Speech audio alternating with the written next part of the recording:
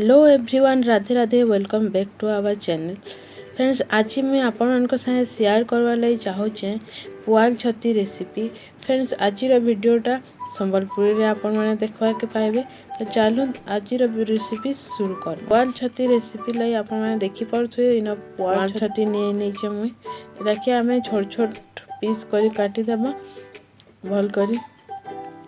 तो आपण मैंने देखी पारे इतके मैं छोट छोट पीस कर काटी सारी गोटे बर्तन रे पानी नहीं मुई पानी रे 2 चम्मच हल्दी पके दमा आमे छती के आमको हल्दी पानी रे ही सब बेले धोइबार कथा। आपण मैंने देखी पारे पानी रे मैं हल्दी दे दी 2 चम्मच से छती के मैं पके देवी 5 मिनट लगी से मैं छाड़ी देवी ताके 5 मिनट पर आपण मैंने देखी पारे छती के मैं भल रे धोई करी पानी के सब चिपुड़ी दे करी गोटे प्लेट रे मैं रखी देइछे। तार संगे इन मैं 2टा बड़ टमाटर काटी के रखी देइछे आ गोटे बड़ साइज प्याज और 2टा कंचा लंका काटी के मैं रखी देइछे प्लेट रे।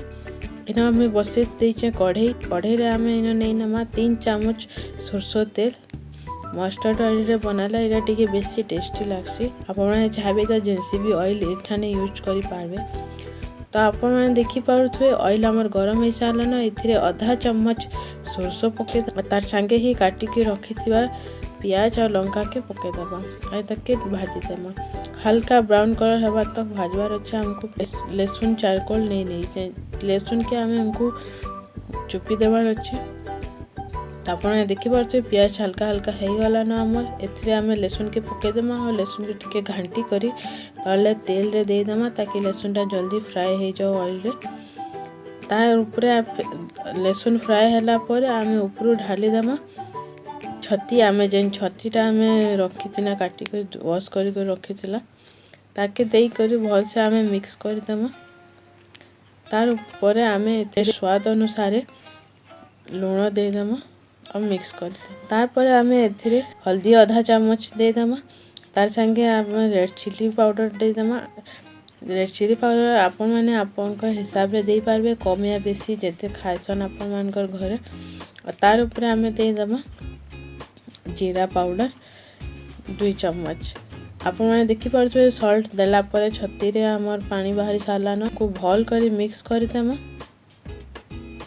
मिक्स करी ऊपर आमे जेन काटी के रखी थिवा टमाटो के ढाली देमा अब मिक्स कर देमा। गैस के मीडियम में रखी करी 5 मिनट लगे हमको छती तोन के ढांकी के रखी देमा। 5 मिनट पर आपण देखी पारे छती हमर भल रे भाजी हो जाइए और एटा ड्राई भी हो गला ना।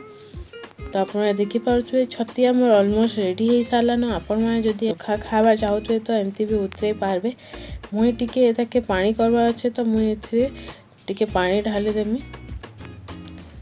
पानी ढाली करी आपण देखी पारे पानीटा बॉईल हो गला ना। बेसी पानी भी मुई नहीं ढाली बेसी पानी ढाले भी एटा माने टेस्ट भल लागे नहीं एते। तो एटा के एमती ही मते रखवार अच्छे। आपण देखी पारे पानी बॉईल हो गला ना आ हमर छती पुआल छती तो रेडी हो गला ना। ऊपर आमे कटा होइतवा धनिया पत्तर ढाली देमा आ भल रे मिक्स कर देमा। तो आपण देखी पारे हमर छती तो रेडी हो सारा ना। आपण माने एटा के इजीली भात संगे खाई पारबे। एटा बहुत भात संगे बहुत खाइले एटा बहुत टेस्टी लागसे। आशा करुचे वीडियोटा आपण को भल लागिथिबा। जदि वीडियो भल लागिचे तारे लाइक शेयर और सब्सक्राइब करवार के बिल्कुल भी नहीं भूलबे। तो भेट हेमा नेक्स्ट वीडियो रे। Till then take care, bye bye.